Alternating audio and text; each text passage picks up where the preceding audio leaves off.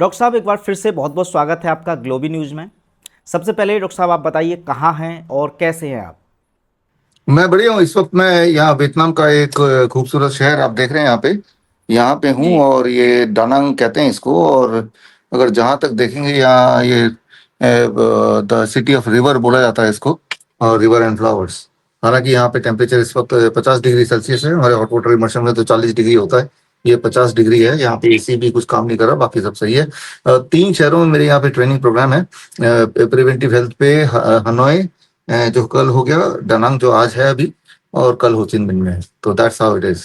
जी doctor साहब, आजकल social media पर आपका एक कोर्स के बारे में काफ़ी चर्चा हो रही है, उसका नाम है हेल्प। तो इस कोर्स के बारे में डॉक्टर साहब बताइए, ये क्या है और कैसे लोगों की हेल्प कर सकता है?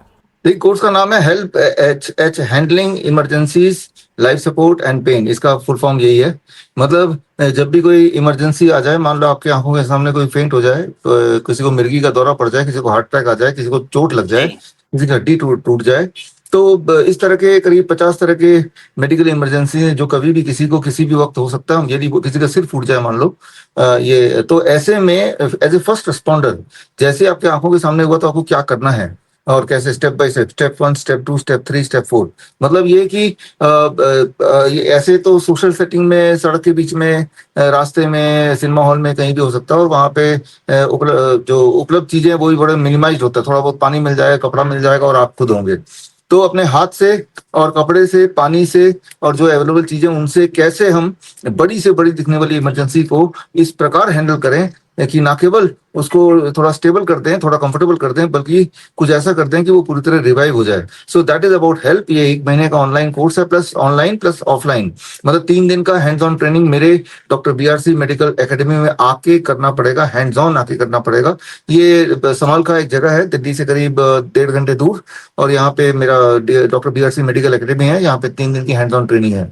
कई बार लोग बोलते हैं कि हैंड्स ऑन ट्रेनिंग में हम कैसे आएंगे। देखिए, ये तो प्रैक्टिकल है। होता क्या है कि आप देखेंगे जब भी कोई मेडिकल इमरजेंसी आती है, लोगों के हाथ पैर फूल जाते हैं, होश उड़ जाते हैं और वो बिल्कुल खड़े खड़े रह जाते हैं, ज्यादा ज्यादा वीडियो बनाते हैं। वो पहले कुछ पल, जिसे गोल्डन आवर कहते हैं, अगर उस वक्त आपने अपनी फुर्ती दिखाई और करेक्टली किया, तो किसी की जान बचाई जा सकती है। अनफॉर्चुनेटली पूरे देश दुनिया में अगर आप देखेंगे, इस तरह का कोई इमरजेंसी पे इंटीग्रेटेड मेडिसिन यूज करते हुए, इंटीग्रेटेड मेडिसिन मतलब कुछ ऐसे इमरजेंसीज हैं जो एक्यूप्रेशर से ठीक हो सकते हैं, कुछ ऐसी इमरजेंसी है जहां पे आयुर्वेद के गुण काम आ सकते हैं, कुछ ऐसी मेडिकल इमरजेंसी जिसे जहां पे थेरेपेटिक पोजिशनिंग से ठीक हो सकती है या पोस्चरल मेडिसिन से ठीक हो सकती है।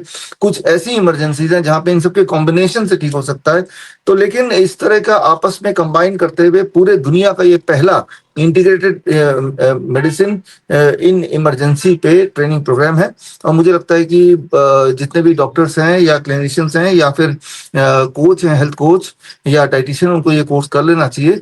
क्योंकि जब भी कोई इमरजेंसी आएगी और अगर आप हेल्थ के फील्ड में हैं, सबसे पहले लोग आपकी तरफ देखेंगे उम्मीद से, राइट। तो ये हमारा कोर्स है जो अभी शुरू होने वाला है 10 जुलाई से। So that is about the course. अच्छा डॉक्टर साहब, वैसे तो खैर कोर्स करने के बाद ही पता चलेगा इस कोर्स के अंदर क्या है, लेकिन जैसा कि आपने कहा कि ये कोर्स सभी डॉक्टरों को भी करना चाहिए, तो ऐसे में मैं इस वीडियो के माध्यम से क्या बता सकते हैं कि इस कोर्स में ऐसा क्या मतलब खास है जो बाकी के डॉक्टरों को अलग कहीं सीखने को नहीं मिल सकता? हाँ, देखिए, ये इसमें डाला ही वो है जो कि बाकी जगह कहीं भी सीखने को नहीं मिलेगा। मैं अपना ये उदाहरण बताता हूँ। पिछले हफ्ते मैं जापान गया था, जापान से लौट रहा था। वहां पे मैं एक प्रमोशनल इवेंट में मुझे इनवाइट किया गया था। तो जब लौट जी। रहा था कैथे पैसिफिक फ्लाइट से, तो तब पीछे के पीछे सीट में एक इंसान को अचानक दौरा पड़ गया, फिट्स पड़ गया एक्चुअली, जी। राइट। तो मुंह से तो झाग वगैरह निकल रहा था और फिट्स पड़ गया। एक पर्टिकुलर तरह की आवाज होती है। और वहां पे 250-300 लोग थे हवाई जहाज में, और सारे पढ़े लिखे थे, जाहिर सी बात है। हवाई जहाज में पढ़े लिखे लोग जाते हैं, मान सकते हैं। और वहां पे जो भी फ्लाइट अटेंडेंट होते हैं, आपको ये पता होना चाहिए कि उनको एक बेसिक ट्रेनिंग दी जाती है फर्स्ट एड का और इमरजेंसी हैंडलिंग का। और वहां पे बाई चांस उस फ्लाइट में डॉक्टर भी थी। तो मुझे उम्मीद थी कि भाई सारा कुछ they know and they will be able to handle the things. लेकिन मैं तो देखा कि उनका बिहेवियर जिस प्रकार का था, तो वो भी उतने ही शौक में थे जितने कि बाकी यात्री शौक में थे। जबकि ये सिंपल सी बात है, हम बात ही कर रहे हैं, तो ये समझने की जरूरत है। जब भी किसी को फिट्स पड़ता है रेगुलर बेसिस पे, तो वो कुछ सेकंड पड़ेगा, वो भयानक लगेगा, उसके बाद वो अपने आप नॉर्मलाइज हो जाएगा। तो यहाँ पे पेशेंस की जरूरत होती है कि भाई आराम से थोड़ा सा वेट करो, देखो, उसको ऑब्जर्व करो, वो अपने आप ही नॉर्मल होता चला जाएगा। एक रेगुलर, वो भयानक दिखते हुए वो एक नॉर्मल सी बात होती है, फिट्स एक रेगुलर पड़ता है। और कौन सा फिट्स खतरनाक हो सकता है, कौन सा फिट्स खतरनाक नहीं हो सकता, ये भी ऑब्जर्वेशन वाली बात है, हो जाता है। लेकिन वहां पे जिस तरह का पैनिक उन्होंने क्रिएट कर दिया, including the flight attendants and उसी फ्लाइट में जो पैसेंजर डॉक्टर थे, जबकि बात सिर्फ इतनी सी थी कि it needs only some time to make it normalize. तो कुछ करने की, कई बार क्या होता है मेडिकल इमरजेंसी में कुछ करना नहीं होता है। जैसे मान लो कोई फेंट हो जाए तो बस उसको लिटाए रखना है, वो अपने आप होश में आ जाएगा 2-3 मिनट में, कुछ करना नहीं होता। कुछ ना करना भी कई बार रिक्वायरमेंट होती है। हवा कर रहे हैं, पानी कर रहे हैं, वो बेकार की चीज है, उससे पैनिक और बढ़ा रहे हैं, है ना। तो मैं एक उदाहरण से ये बताना चाहता हूं कि जब भी कभी कोई मेडिकल इमरजेंसी आएगा, आप गौर से सोचिए, अगर आपके आसपास कभी ऐसा हुआ अनफॉर्चुनेटली, और कोई बाई चांस कोई मेडिकल डॉक्टर वगैरह कोई आसपास बाई चांस मिल ही गया, तो वो भी उतना ही कंफ्यूज दिखाई देता है जितना कि बाकी लोग। वो पेशेंट को हाथ लगाने से डरते हैं और वो ज्यादा से ज्यादा बोलते हैं कि अपील करते हैं कि एम्बुलेंस बुलाओ, एम्बुलेंस बुलाओ। ये समझना पड़ेगा कि हमारे जब भी कोई मेडिकल इमरजेंसी होती है तो पहले कुछ मिनट ही इंपॉर्टेंट होते हैं। मान लो वो हार्ट अटैक आ गया, तो पहले 15-20 मिनट में जो होना है हो जाएगा, जीना है जी जाएगा, मरना है मर जाएगा, और एम्बुलेंस लाओ और उसको ले जाओ। जबकि यहाँ इंपॉर्टेंट है, जैसे हार्ट अटैक का पहला अंदेशा आया तो उसके पोस्चर को हमें ठीक करना, उसका सेकेंड हार्ट यानी काफ मसल, उसका प्राइमरी हार्ट को जितना करीब ले आएंगे उतना उसके रिलीफ मिलने के चांसेस बढ़ जाएंगे। तो इस प्रकार जब भी कोई छोटी बड़ी मेडिकल इमरजेंसी होती है तो सबसे पहले उस मरीज को लिटाना है, पेट के बल लिटाना है, साइड पोस्चर में रखना है, उसको बैठ के रखना है, उसको आगे की तरफ झुकाना है, उसके सिर को किस एंगल पे रखना है। ये छोटी छोटी बातें हैं। कहाँ पे प्रेशर ज्यादा देना है, कहाँ पे प्रेशर कम देना है, ताकि उसका जो ब्लीडिंग है, अगर ब्लीडिंग है तो रुक जाए, अगर उसका ब्लीडिंग लिम्स पे है तो लिम्स को हार्ट के से थोड़ा ऊपर रखना है ताकि ब्लीडिंग अपने आप ही स्लो डाउन हो जाए। तो ये छोटी छोटी बातें हैं जिसको जब जरूरत पड़ती है तो मेडिकल डॉक्टर्स, धुरंधर लोग भी, कई बार मैंने तो देखा है मेरे एक्सपीरियंस में कि उनकी सारी नॉलेज धरे की धरे रह जाती है, वो यही बोलते हुए रह जाते हैं कि भाई एम्बुलेंस बुलाओ। तो जाहिर सी बात है, ये ट्रेनिंग जो है, जो hands on training, hands on मतलब प्रैक्टिकल डेमोन्स्ट्रेशन और प्रैक्टिकल प्रैक्टिस, बार बार प्रैक्टिस करने की आवश्यकता है, ताकि ऐसे सिमुलेशन करने की जरूरत है, ताकि ऐसी मौका आ जाए तो उनके कैनेस्थेटिक एबिलिटी, मतलब उन्होंने अपने हाथ से किया हुआ जो चीज हम हाथ से कर लेते हैं तो उसमें ज्यादा विश्वास होता है, तो हम कर पाते हैं। सिर्फ थ्योरेटिकली समझ लेना, जैसे मैं भी बता भी रहा हूँ और आप सुनने की कोशिश कर रहे हैं, समझने की कोशिश कर रहे हैं, उससे एन मौके पे जब ये यही वाली परिस्थिति आएगी, आप इस नॉलेज को यूज नहीं कर पाएंगे। और जो मैंने बोला इंटीग्रेटेड मेडिसिन, इंटीग्रेटेड मेडिसिन मतलब जितने सारे पद्धतियां हैं, चाहे आयुर्वेद की नॉलेज है, चाहे प्रेशर की नॉलेज है, चाहे थेरेपेटिक पोजिशनिंग की नॉलेज है जो कि फिजियोथेरेपिस्ट को दिया जाता है, चाहे वो मॉडर्न मेडिसिन की नॉलेज है, जैसे कार्डियक अरेस्ट में कार्डियक कंप्रेशन की बात होती है। तो ये सारी चीजों को अगर मिला के एक सीक्वेंस बनाते हैं, जिस सीक्वेंस में ये देना है, तो वो बेस्ट इफेक्टिव होगा मेरे हमारे हिसाब से। और हमारे हिसाब से इसलिए क्योंकि पिछले कई सालों से, खासतौर पे जब से कोरोना काल था, वो आपको याद होगा, तब से हमने एक, अभी तक भी है, इमरजेंसी हेल्पलाइन नंबर हमने जारी किया पब्लिक के लिए, और जिसमें दिन रात 24 घंटे वो खुला रहता है, और 2020 से खुला है आज भी।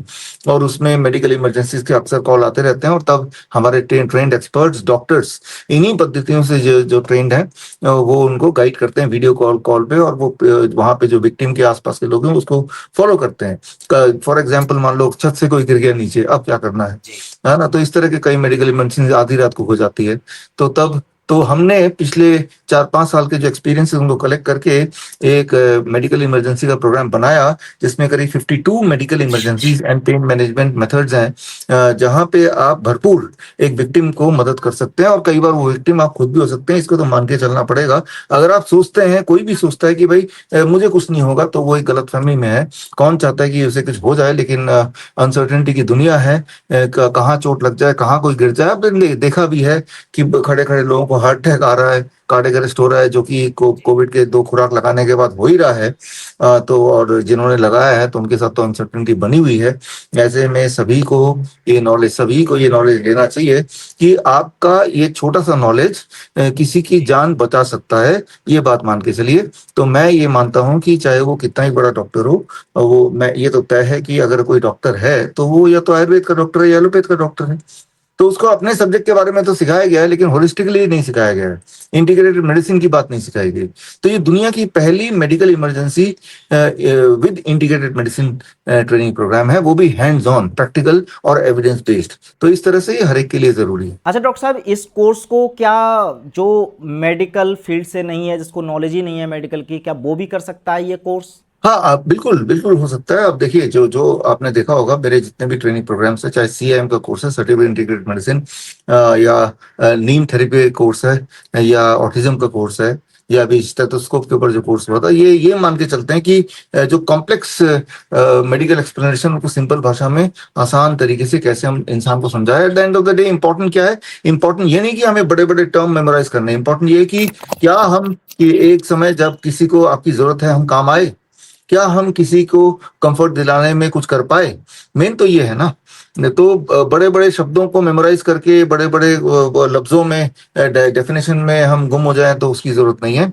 और आसान भाषा में प्रैक्टिकल तरीके से, अगर ये जो मेरा हमारा जो वार्तालाप है, अगर जिसको ये वार्तालाप समझ आ जाएगा, समझ लीजिए उसको जी वो ट्रेनिंग प्रोग्राम भी समझ आ जाएगा। जी डॉक्टर साहब। अच्छा डॉक्टर साहब, आपके जो पुराने स्टूडेंट्स हैं, क्या उनके लिए कोई इस कोर्स में फीस में छूट या कुछ ऑफर उनके लिए है? हाँ, जैसा कि आपने देखा है कि हम पास्ट में भी, जिन्होंने, जो हमारे स्टूडेंट्स हैं, उनके लिए हमारा खास ऑफर हमेशा होता है। इस बार भी खास ऑफर है। और ये, लेकिन ये ऑफर 30 जून तक है, पहले बैच के लिए है। पहला बैच 10 जुलाई से शुरू हो रहा है, तो 30 जून से पहले रजिस्टर करना, चाहे पहले बैच के लिए रजिस्टर करें या आने वाले दिनों के लिए रजिस्टर करें, 30 जून से पहले रजिस्टर करेंगे तो आपको, जो हमारे स्टूडेंट है, उनको लगभग 5,000 रुपये का लाभ मिल जाएगा। और जो हमारे क्लिनिशियन है, उनको लगभग 9,000 रुपये का लाभ मिल जाएगा, डिस्काउंट मिल जाएगा। कोर्स का फीस तो 30,000 है, और उसमें डिस्काउंट डेफिनेटली मिलेगा। और सभी के लिए, जो जो मेरे स्टूडेंट नहीं भी हैं, अगर वो 30 जून से पहले अपने आप को रजिस्टर करें, चाहे वो पहले वाले बैच के लिए करें या आगे सब्सिक्वेंट जब उनको टाइम मिलेगा तब के लिए करें, तो उनको एक खास आयुष मंत्रालय का योगा सर्टिफिकेशन भी का ट्रेनिंग प्रोग्राम भी कॉम्प्लीमेंट्री मिलेगा। उसकी फीस नहीं देनी है।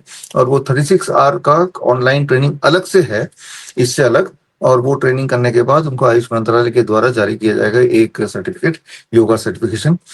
तो ये उपलब्धि, ये बेनिफिट है, अगर आप पहले बैच में या फिर 30 जून से पहले, 30 जून से पहले अपना रजिस्ट्रेशन कर लेते हैं, तो नॉन स्टूडेंट के लिए भी है, स्टूडेंट के लिए भी है, क्लिनिशियन के लिए भी है। ये सारे बेनिफिट्स फर्स्ट 30 जून तक ही ये वैलिड है।